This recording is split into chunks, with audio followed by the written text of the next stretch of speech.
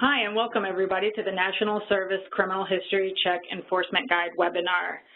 As she said, my name is Rose Armour, and I'm the training manager here at the Social Innovation Fund, and we have Elizabeth Jung and Irvin Moore also here with us. Elizabeth is going to be our presenter today. We will have question and answer at the end of the webinar. You're welcome to put your questions into the into the chat function. Make sure to send your questions to all participants, and also we will have an opportunity to open the line so you can ask your questions directly. So with that, I will hand it over to Elizabeth to start the webinar. Hi everyone, nice to meet you guys. My name is Liz Jung. I've been with CNCS for about 4 years now. Right previous to this, I joined the risk unit about 2 months ago. Right previous to this, I was with AmeriCorps Vista in the recruitment office, and before that, spent about 2.5 years in the New Jersey State office. You're also going to see my colleague Cindy Gallion on the screen. Unfortunately, she's actually not with us today, but she's a wonderful lady and I miss her. But we're going to move right along. So today, the purpose of this training is just to kind of explain what this new enforcement guide is and any of the new updates. We're going to go through a couple of examples, and I'm going to show you some tools and templates. And I hope by the end of this, you're going to understand the changes that we've made to the enforcement guide, your role in the CHC Criminal History Check Disallowance Guide, understand how to use this disallowance matrix that you'll see in the guide, and understand how to use a few tools and templates that we're going to go over. And just so you guys know, we do have an expectation that you guys are already familiar with the NSCHC requirements as specified in the law and the regulations. This is just going to be a high-level review of the enforcement guide changes. We are going to do a Q&A, and we're happy to answer your questions, but any program-specific ones we probably won't be able to get into today, so just contact your program officer if you have very specific questions on your grant. So I'm going to actually share my screen with you, so bear with me for a little bit, but I just want to show you where you can find this enforcement guide. All right, so this is the criminal history checks page on the Knowledge Network. You're going to scroll all the way down. I will preface that when she says Knowledge Network, she means the CNCS Knowledge Network, the general CNCS website, not the SIF-specific Knowledge Network. Yes. You're going to scroll down. You're going to see all these honeycombs. Probably at the end, it's going to say Enforcement Guide. You're going to click that, and then this is where the new enforcement guide is going to live. And the new tools and templates I'm going to talk about briefly are also going to live here. They're not up yet, but they will be before April 1st. And this is basically what the guide looks like. Nothing too fancy. Sorry about that. Nothing too fancy. So this is just what the guide is. This is what you guys can look at. You're welcome to look at this as we're going around. So going back to the PowerPoint.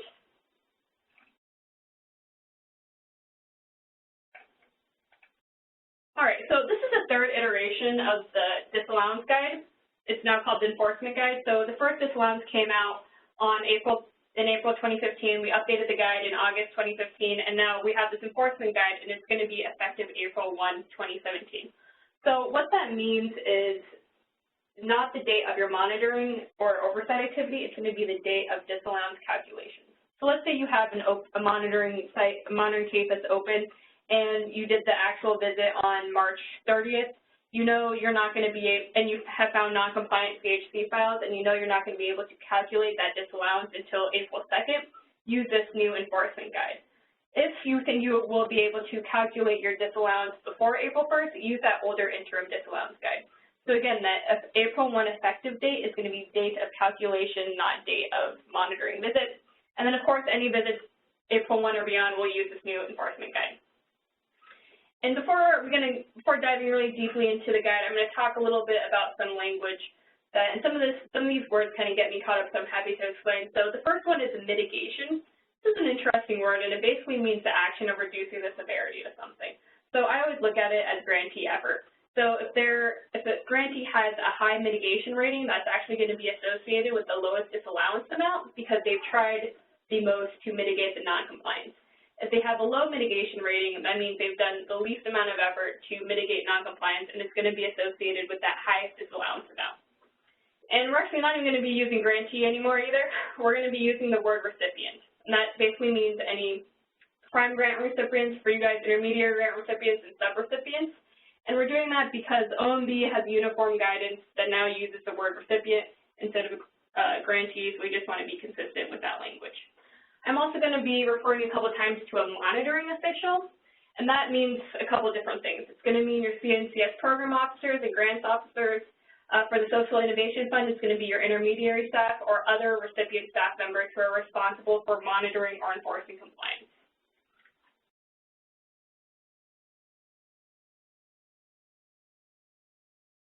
All right, so these are the changes for the enforcement guide, and again, just want to reiterate, CHC compliance has not changed at all. The only thing that has really changed is how you calculate non-compliant disallowance and how you're going to document that non-compliance. So if you guys are compliant, this is really not going to affect you, right? So in Section 1, we've made a couple of changes to documentation requirements in terms of ineligibility.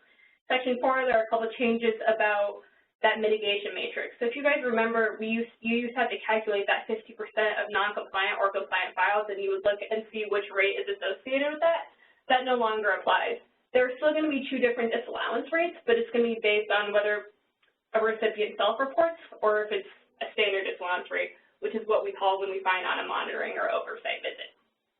And then we've made a couple minor changes about what mitigating factors are, and again have provided more standard documentation information.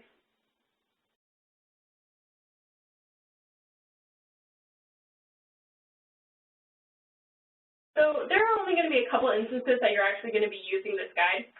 One is when you find out any ineligible individuals that are on your grant. There are going to be a couple steps you have to follow, which we'll get into.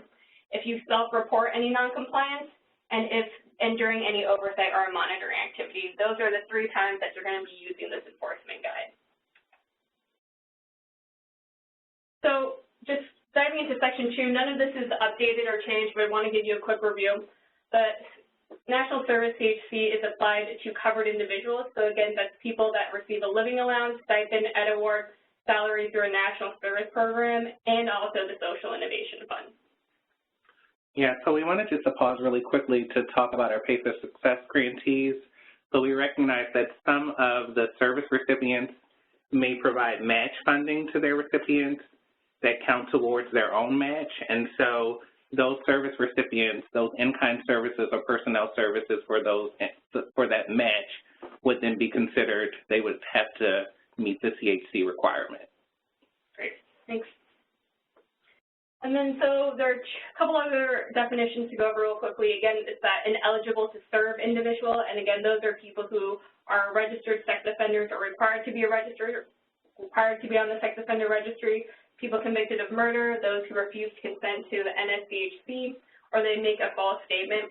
And I just want to note here what a false statement is very particular. There is a false statement document on the Knowledge Network that very legalistically, specifically describes what it needs to make a false statement. So I definitely suggest that you look at that before deeming anyone ineligible to serve. And then again, you have your non-compliant individuals. Those are people who are eligible to serve, but they just might have the wrong type of checks. It could be late, they could not have documentation, not could have done accompaniment.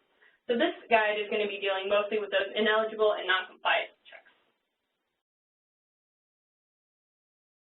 So when you discover a case of ineligibility, the first thing you're going to do is confirm the ineligibility. So again, that might be, and we're going to be very specific to what CNCS requires as ineligibility, which were those 4 things that we just talked about. If for some reason your program has additional screening criteria, which is great and which we definitely recommend, you are able to remove that person from service, and you do not need to follow this. Only if that person is ineligible due to CNCS requirements would you follow these 4 steps. And you would confirm that ineligibility because you've seen, you see their name on the NSOPW or you see a murder conviction on the FBI. You're going to have that documentation to confirm ineligibility.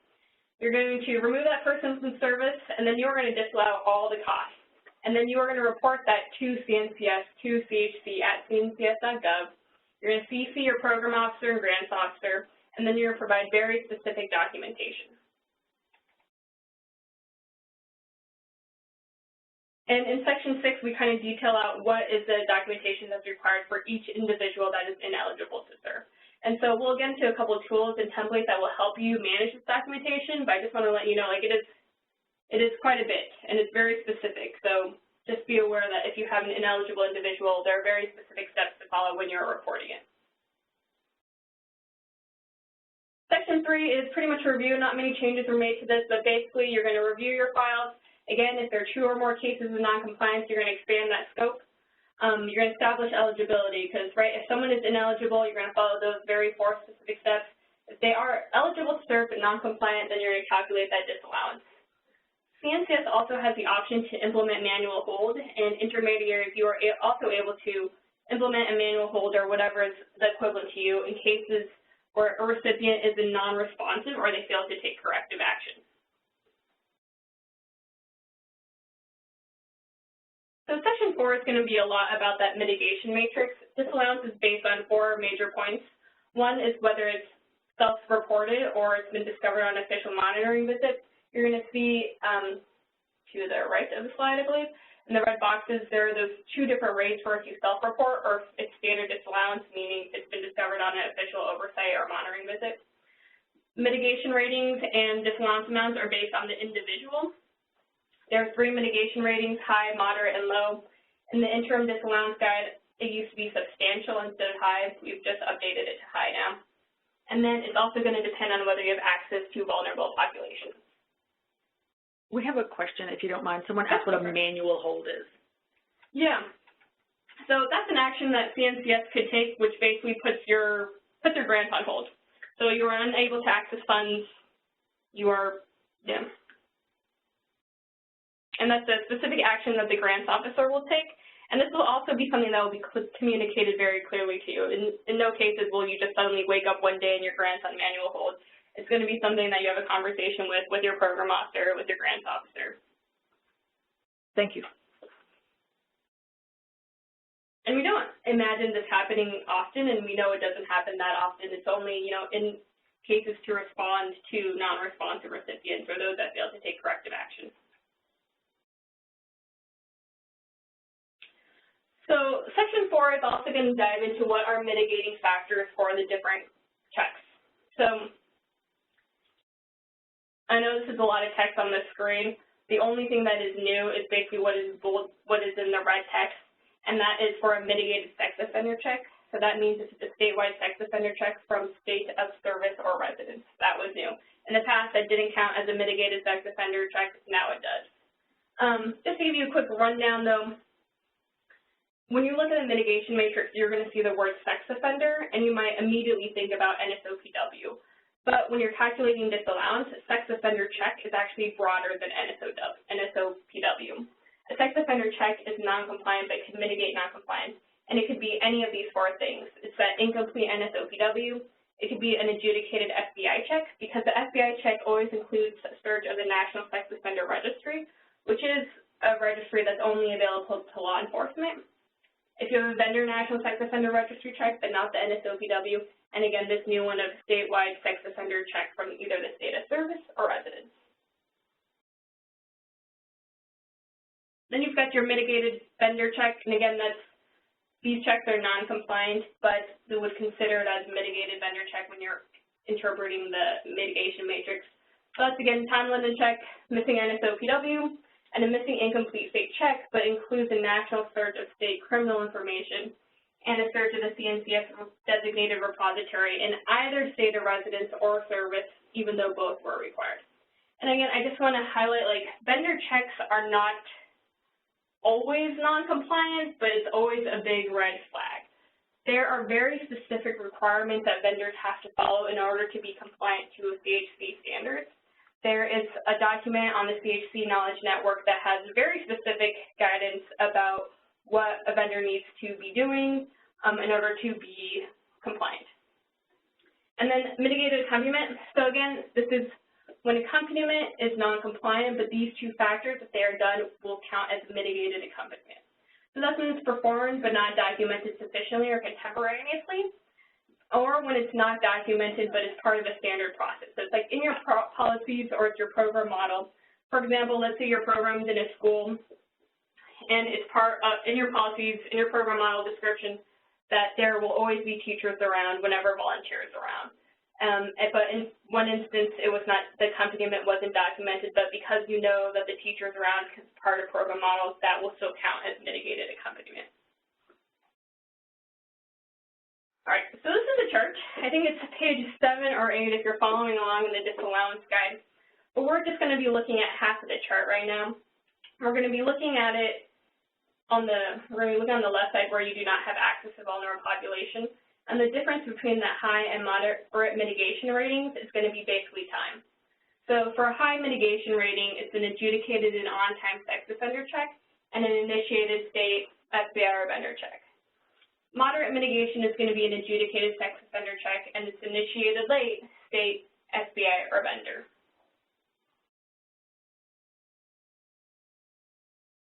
Now, if you look on the other side of the mitigation matrix, this is for instances when people do have access to vulnerable population. So high mitigation is going to be accompaniments performed, you have an adjudicated on-time sex offender check, and you've initiated on time that state FBI or vendor. For moderate mitigation, you've got two different options. First option is accompaniments been performed, and one of the following is initiated on time, vendor, state, or FBI. Second option is you have an on-time sex offender check and it's completed even if late, the vendor, state, or FBI. So again, the difference between high and moderate mitigation here is going to be whether the sex offender check has been completed and if accompaniment has been performed. Any other combination of factors is going to be considered low mitigation. And again, you want to remember low mitigation is actually going to be related to the highest disallowance amount. If you think again about recipient effort, low mitigation means the least amount of effort to minimize noncompliance will result in the highest mitigation, highest disallowance rate. There's also a disallowance cap, and this has remained the same from the old interim disallowance guide, and that's basically a 25% cap of CNCF federal share. You, the monitoring official, has the discretion to override that cap. However, you need to provide justification if you do so. We don't anticipate this overriding the disallowance cap to be a normal or commonly practiced thing. It's only going to be used in cases of gross noncompliance, gross non-responsiveness. And then we've also added this part here where if you have failed to correct previously identified noncompliance, disallowance is allowable a second time plus other enforcement remedies. All right. I know it's a little fast and it's a lot of information, so hopefully to help, we're going to go through a couple examples. Oh my, transitions happen. Okay, so you have your first case here. It's going to be self-reported.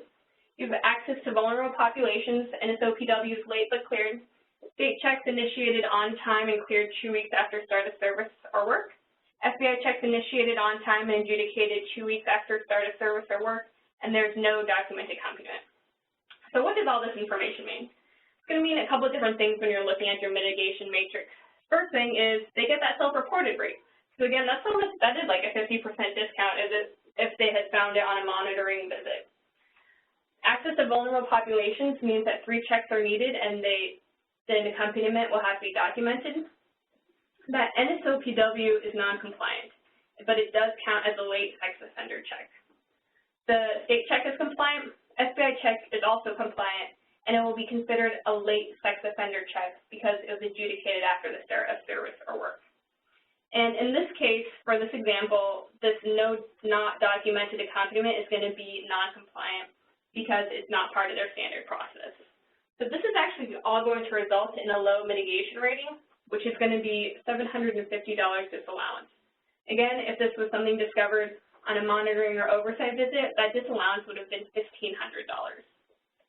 So it's low because you have no mitigated accompaniment and there's no sex offender check adjudicated before the start of service or work. And just remember, like, this is all still non-compliant, so you still have to have corrective action.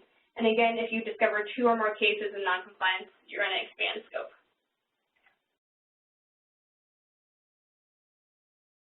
All right, here's the second example here.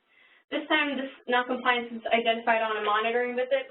You don't have access to vulnerable populations, so that means only 2 checks are needed, the NSOPW and state or FBI. NSOPW is completed and cleared 1 day after start of work. In fact, it looks like NSPOW, vendor state check, and the field print FBI check were all initiated on the same day, but 1 day after the start of service and work. So what does this mean? This means NSOPW is non-compliant. Field for an FBI is non-compliant. Vendor state check is non-compliant for 2 reasons. It's non-compliant because it's late, and also non-compliant because the state check source is not the state repository as required by CNCS regulations, but because it included a nationwide search of state criminal information, it still counts as a mitigated state check. So this is going to result in a moderate mitigation rating, which equals $1,000 to disallowance. Again, if the recipient had self-reported it, it would have just been $500. And the reason why it's a moderate mitigation rating is because everything is late. They have everything, but everything's late. And just again to take home again, everything is still non-compliant. Corrective action is still required. And again, expand your scope. You have 2 or more cases of non-compliance. All right, so you have an instance of self-reported ineligibility. You complete the NSOPW on time and it's cleared, and you do your FBI check. And it's initiated on the first day of service and work, and you get your results 2 days later.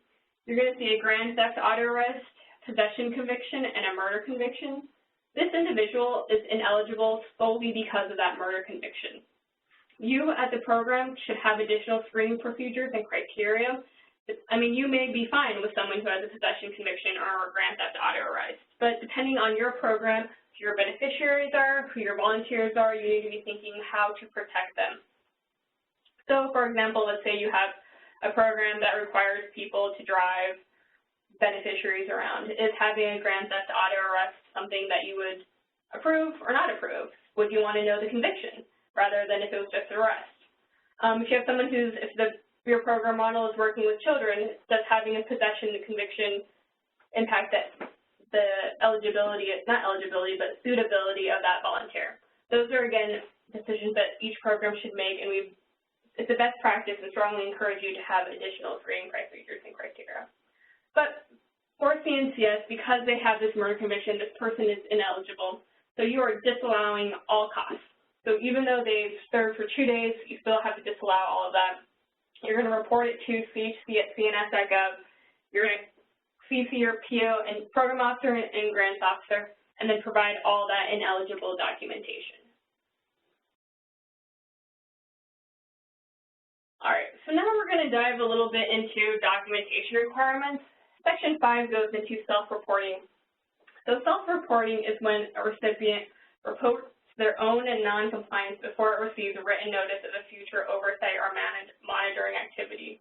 And we're doing this because we want to incentivize incentivize self-reporting of non-compliance. And it's something that a prime recipient or intermediary would report to CNCS. But basically, you're going to do it the same way as you review any files. You're going to document it. You're going to review your documents, expand review, give 2 or more non-compliant cases, perform your corrective action, calculate that disallowance, and then send the disallowance documentation and the self-reporting documentation to your CNCS program officer. So you can see on the bottom half of the screen, this is the documentation that's required when you self-report. So in addition to that self-reporting documentation, you're also going to provide disallowance documentation. So this disallowance documentation is the same if it's been self-reported or you discover it on a monitoring and oversight. And all of this information is required for each non-compliant individual. So I know it's a lot, and we'll go over some tools and templates that help you manage this documentation requirement. Before I show you the tools and the templates, I want to talk a little bit about the last section, which is payment process. So basically, after disallowance has been reported, whether it's by you because you are self-reporting it, you're going to send it to your program officer, or your program officer discovers it on a monitoring oversight visit, that information is going to be sent to the grants officer. The grants officer then will issue a debt notification letter, and that letter will discuss your right as a recipient and then options available to pay that disallowance.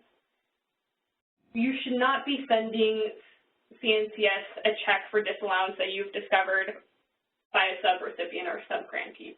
You have to wait until you have this debt notification letter. And CHC debt notification and disallowance is the same as any other time you would have to pay disallowance. But this is one change that's new in this enforcement guide, and it's basically disallowance for CHC noncompliance at the sub-recipient level must be paid back to CNCS. The prime cannot reallocate, the intermediary cannot reallocate that disallowance. So the prime intermediary recipient is responsible for overseeing the sub-recipient's application of the guide and to submit that documentation to CNCS along with the total disallowance calculated. So CNCS will only disallow costs from the prime recipient, not the sub-recipient. And CNCS will also disallow costs if the sub-recipients are non-compliant and the prime has still not correctly applied enforcement and has failed to identify non-compliance prior to a monitoring visit of the prime. All right, I'm going to share my desktop with you guys again to show you some tools and templates that we'll be providing. It's not up right now. We are getting it ready for publication, but it will definitely be up before April 1st.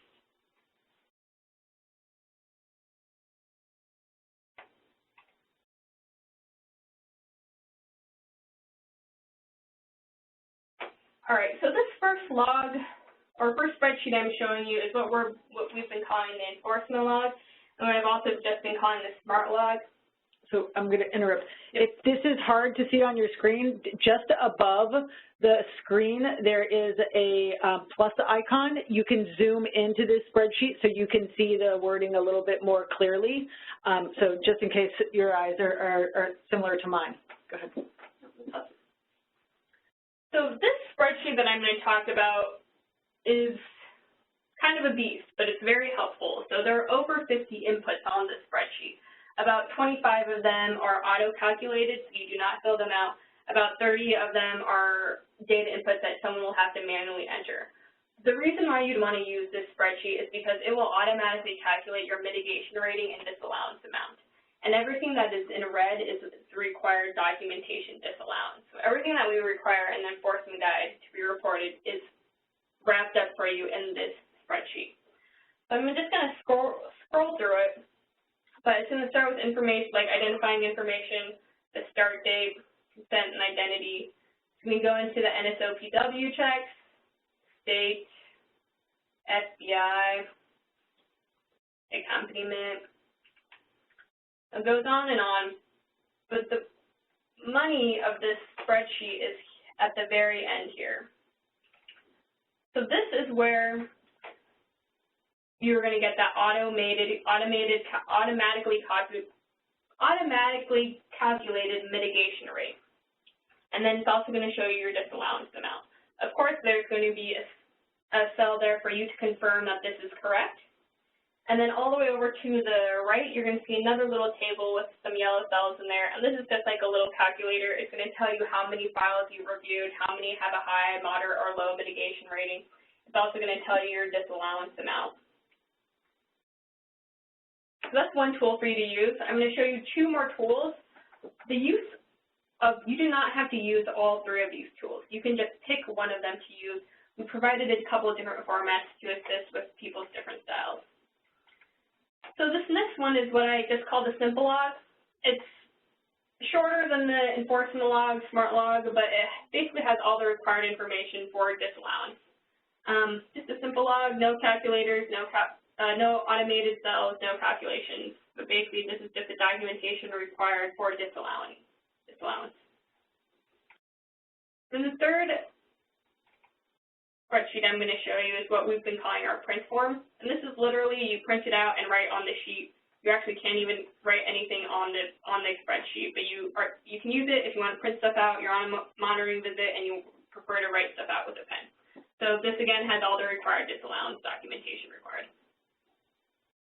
So 3 options for you guys to use to help manage the documentation requirements that we now require. Something else I want to show you are these enforcement guide templates. So we've got a couple of different templates. We have them if you are self-reporting or if you're reporting standard disallowance, and then an ineligible individual template. Again, these will be available for you by April 1. But we tried to make it as easy as possible. Everything that is in all caps and bolded and in the brackets is what you would delete and complete. So again, this all wraps up for you all the required documentation you needed for self-reported, and then provide that disallowance just give you a high-level summary of the disallowance. So you would send this email to your program officer also, and then attach that enforcement log, simple log, or print log, whatever you use, to back up this letter. So we have a couple for self-reporting, and then we have a couple if you discovered it on a regular disallowance, on a regular monitoring visit. And then there's going to be one also about ineligibility. So again, if you're going to report ineligibility, this template will let you know what type of information is required. All right, I'm now going to take us back to the PowerPoint. All right, perfect. That's pretty much all that I have for you guys. I hope that was, I have a tendency to talk fast, so I hope you were able to understand that. But basically there are two major takeaways from this in terms of what have been the enforcement guide updates. Self-reporting is now part of the mitigation matrix. You no longer need to be thinking about that 50% number, and there are new documentation requirements. And we will provide some tools and templates to help you manage that documentation process. I hope you understand your role in the CHP disallowance process. And again, remember, CHP compliance remains the same. There are only increased documentation requirements. And I hope you understand how to use that disallowance matrix. I know it can be, it is a big thing there, but just kind of remember that there are very specific conditions that mitigate non-compliant checks. And then if you have no access to vulnerable population, time is going to be the biggest difference between that high and moderate mitigation rating. And if you have people, covered individuals who do have access to vulnerable populations, it's going to be that on-time sex offender check and accompaniment that's going to make the difference between a high and moderate mitigation. And I don't expect you, no one expects you to memorize this, but just a little reminder of how you can be reading that chart. I'm happy to open it up for any Q&A. Great. Well, while the operator is opening the line, we do have one question. Do we need to do an additional sex offender check at the state level, even if the state is reporting in the NSOPW?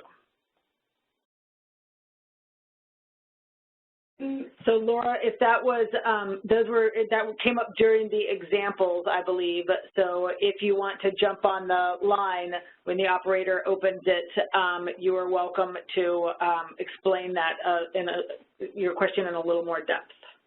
Yeah, Laura, I think you're talking about example 2, but yes, please jump on the line if I'm not correct. But this is when we were talking about that vendor state check.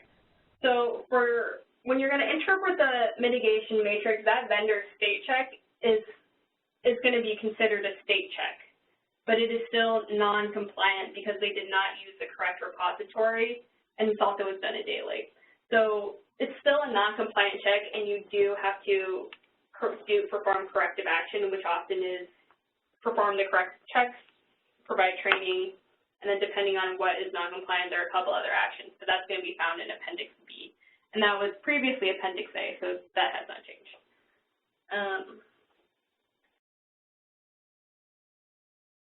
Operator, can you open the lines or instruct them how to open the lines? Yes, thank you. At this time, we would like to begin the question and answer session of the conference. To ask a question from the phones, please press star, then 1 to record your first and last name. To withdraw your question, please press star 2. One moment to see if we gather questions. We have another, while we're waiting for that, we have another question here. To collect disallowance from subgrantees, can we just reduce the amount of their next reimbursement? Do we have to have them cut a check? So you cannot reallocate the federal dollars, and you cannot pay it back to the corporation with other federal dollars. It has to come from non-federal funds. How you manage to pay that back is up to you guys, whether that's something that you pass on to the sub-grantee or it's something that you take on, but that is your decision to make. And again, you're going to wait until you get that debt notification letter from CNCS. There will never be an instance where you just provide a check for disallowance to your program officer. And again, that's in line with any type of disallowance. Do we have any questions on the line? I do show the next question comes from, the first question we have comes from Brad Ward. Your line is open. Hi there. Just a quick question about if we can revisit the information we're sending to program officers and grants officers at the time of that noncompliance is discovered, please, and then we're going to disallow. From the tools? Yes, please. Oh, wait, I got to share my screen.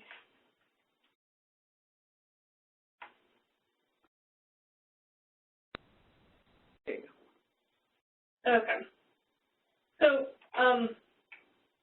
was there a specific template that you had a question on? I was just more interested in the data. So we've got the name of the individual, the start date. Can you scroll down a little bit on that document, please? Great. Yep, and this is, again, only for ineligible individuals. Right. So these are, again, those murderers, people convicted of murder, people who are required to be in a sex offender registry, those who lie, those who refuse to consent. Okay. No, I was looking to see if there was anything that might constitute personally identifiable information, and then any follow-up guidance that you might have if there were such items to be presented. Yeah, definitely. You should be able to secure transfer emails to your program officers. They can provide a link that you then, you basically have a login and you log into this website, and then you can upload the documents, and it will encrypt everything and do a secure file transfer to your program officer. Great. Good to know. Thank you. At this time, I show no further questions. So is it star 0 or star 1 that they hit, operator? It is star 1 to ask a question. Fantastic. I see that Laura is going to try to ask a question. In the meantime, while we're waiting for her, if you have a question, you're welcome to send it in your chats or your questions, and I can read it out. I know you guys will probably be providing a similar training to your sub-grantees about what needs to happen. And again, just want to reinforce, CHC compliance has not changed at all. If people are already compliant and doing what they need to be doing, this honestly does not affect them. This enforcement guide is only in instances of non-compliance. It's going to, again, dictate how to calculate that disallowance and what documentation is required when you discover cases of disallowance or cases of non-compliance. This time I have a question from Laura. Hi. Where I was asking about the sex offender check was actually where you went back, it was early on when you said that there was that additional that changed, it was in red. Oh, yes. We're talking about mitigating factors. Yes. Yep. It was right there. The statewide sex offender check from state of service or residence new. Mm-hmm. So that's where I was wondering, if that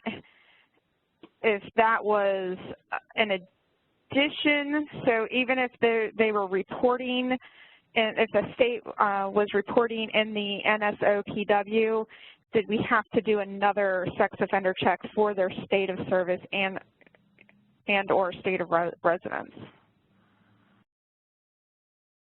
So you're going to have, depending on the let's see if I am answering your question correctly. So depending on access to vulnerable populations, there are going to be two types of checks.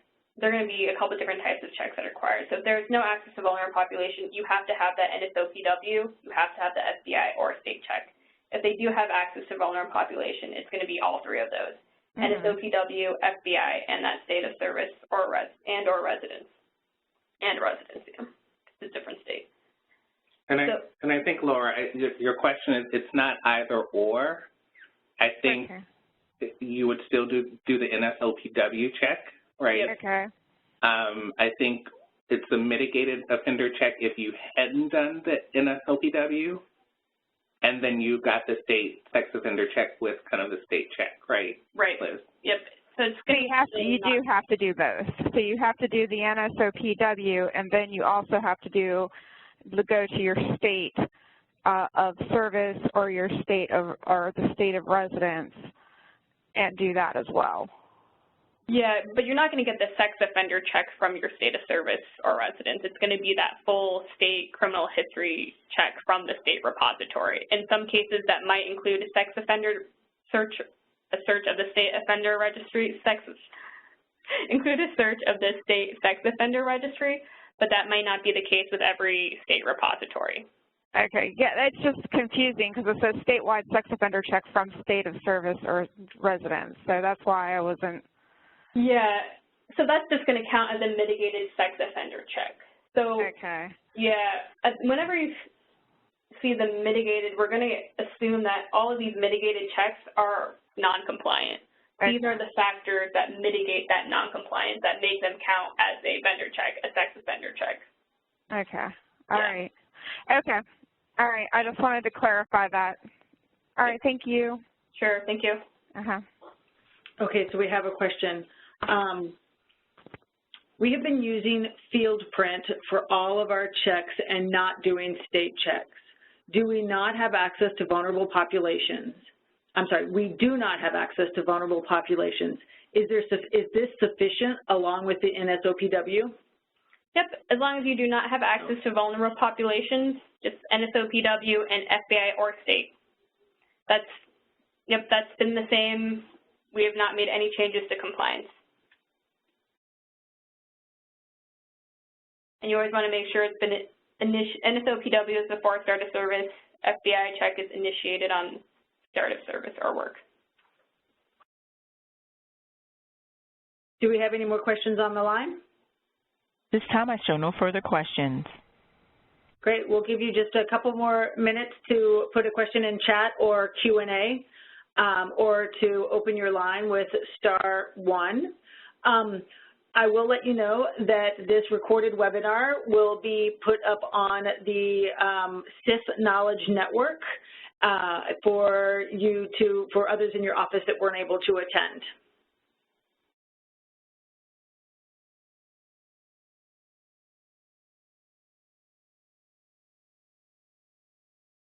I'm not seeing any other questions.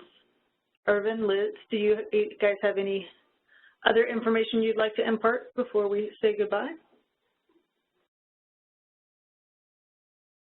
I don't think so, other than this guide is up and available for you to look at. It'll be effective April 1. We'll get those tools and templates that we showed, that I previewed earlier, up on the website by April 1 as well.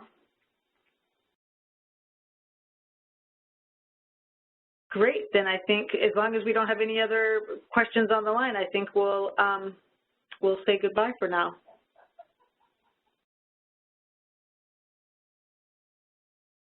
Okay. Thank you so much. Have a good afternoon. And like I said, we'll get this up on the Knowledge Network in probably about a week. Thank you. Bye-bye.